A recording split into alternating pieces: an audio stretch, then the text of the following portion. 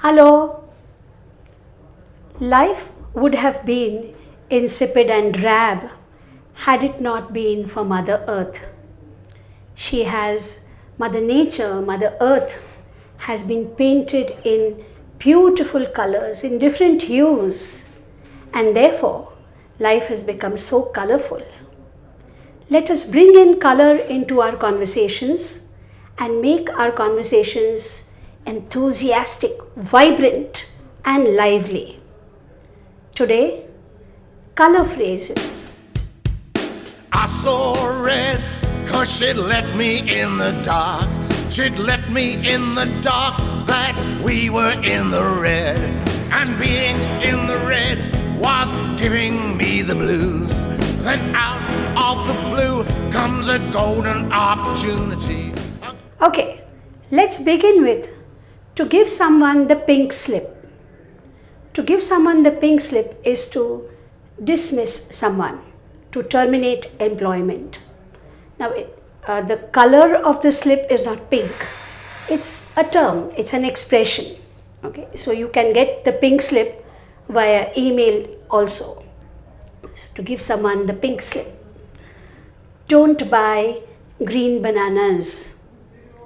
I don't buy green bananas. So a young grandchild tells his grandpa, who's 90, "Grandpa, you said you have such a lot of time. Why don't you tour the world?" And grandpa said, "I don't buy green bananas anymore. I don't buy green bananas anymore. I don't invest in things that will not yield a result soon. Green bananas, they take a lot of time to ripen. So I don't buy green bananas anymore." In black and white. Why don't you give it to me in black and white? Black and white. A confirmation, an authorized letter, something that is written. Okay? So something which is very official, very formal. So in black and white. Now she is a shrinking violet. Now here violet is not about the color, it's about the flower, but a violet is a violet. So to be a shrinking violet is to be very shy. It's a negative expression. The pot calling the kettle black. A pot and a kettle. They will have black bases. And imagine either of them calling the other one black. It's actually talking about hypocrisy. A person who has some faults, when he sees the same faults in another person, then he speaks about it, pointing out, correcting that person. So here we say pot calling the kettle black. This reminds me of, I know you know this, people who live in glass houses do not throw stones at others. It means the same thing, that when you have identified, when you have a fault, do not pick on someone else who has the same fault. Correct yourself first. To tell a white lie. First thing, don't tell a lie. But to tell a white lie means you are telling a lie, but this lie doesn't harm anyone. It doesn't it doesn't hurt the other person. That is to tell a white lie. To see red. Red is the color that you use for passion and also for rage. So when you're livid, when you're furious, very angry, then we say, I can see red. Okay, to see red in something. You also must have heard about bullfighting, when the matador, he waves a red cape, and when the bull sees the red cape, he charges at that red. So it's to see red. To be yellow-bellied. Yellow-bellied is to be cowardly. when you don't have the courage to face dangers or something that is unpleasant or painful, then we say to be yellow-bellied. So I read this story by James Thurber, The Night the Ghost Got In. You must read it, where Grandpa, he's furious and he says, "Back to the lines, ye goddamn lily-livered cattle." Lily-livered, an adjective. Lily-livered, pale, cowardly. So, to be yellow-bellied. A bolt from the blue. Clear blue skies, okay, it's nice and bright, sunny, and suddenly there's thunder and lightning, unexpected. So something which is unexpected, which is shocking, which is very sudden, is a bolt from the blue. A golden opportunity. Golden, precious. It doesn't come very often. It's very precious, very rare. A golden opportunity.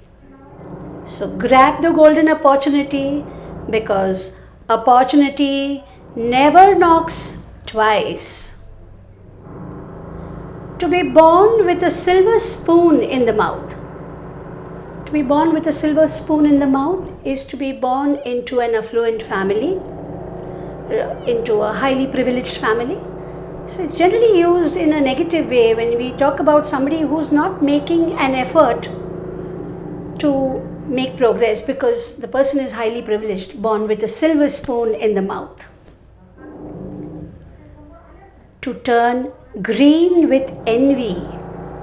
When you are jealous, envious of someone else's possessions, something that they have and you don't. So you turn green with envy. This was popularized by Shakespeare in Othello, where the line goes as, "Beware of jealousy, my lord, it is the green-eyed monster." Being envious, being jealous. A red herring. A herring is a stinky fish. A red herring. So when you bring in some information or you make a point which is actually going to divert everyone's attention away from the topic that is being discussed, something which is very important, and you bring in something which is not so important, which is irrelevant. So you are introducing a red herring, bringing in a red herring. Black sheep.